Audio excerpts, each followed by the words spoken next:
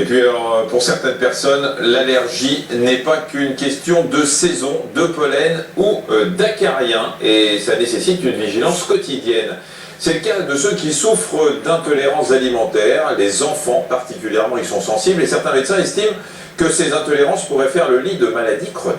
Évidemment, les chercheurs ne sont pas les seuls à s'intéresser à ces situations, les spécialistes du marketing aussi.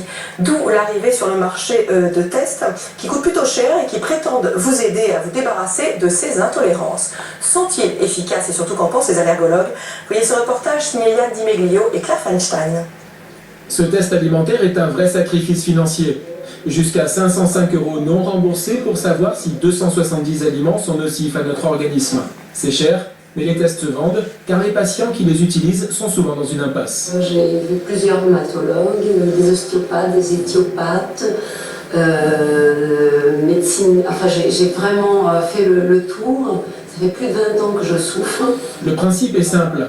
Une prise de sang pratiquée dans un laboratoire. L'échantillon sera envoyé au Luxembourg pour analyse, car les tests ne sont pas reconnus en France. Et vous allez voir, c'est quelques petites secondes pas très agréables, mais on va gérer.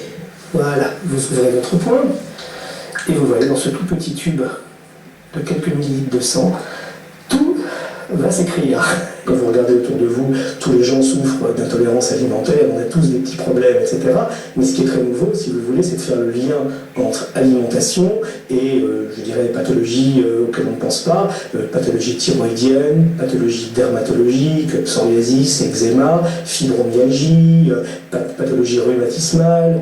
Des dizaines de maladies que l'on pourrait soigner simplement en modifiant son alimentation. Cette dame souffre depuis 20 ans de douleurs intestinales. Elle a supprimé de ses repas 25 aliments sur les 270 testés et apparemment ça marche. Je n'ai plus mal au ventre comme auparavant où tous les jours j'avais mal au ventre. C'est souvent le type de résultat que l'on obtient en premier, c'est-à-dire la sédation des symptômes intestinaux qui sont souvent... Alors ballonnement, voilà, ballonnement, les ballonnements, voilà. Les constipations et les colites. Et les colites sont nettement améliorés. Nettement améliorés. Voilà. Pour comprendre quels sont les aliments qui ne nous conviennent pas, le test repère la présence d'anticorps sécrétés par notre organisme. Dans un premier temps, l'allergène, en jaune, est capté par les cellules de défense, les lymphocytes, les bulles vertes. Elles produisent alors des anticorps, les petites branches violettes. Il y en a deux types, les IgG et les IgE. Quand vous avez un aliment qui rentre dans votre corps, c'est un corps étranger et votre système immunitaire dit j'en veux ou j'en veux pas. Et si vous avez une augmentation de sécrétion des IgG, c'est qu'il y a un problème. Ça veut dire que le corps dit, hein, c'est comme si vous passez sous le portique et que ça sonne, donc il y a un problème à ce niveau-là.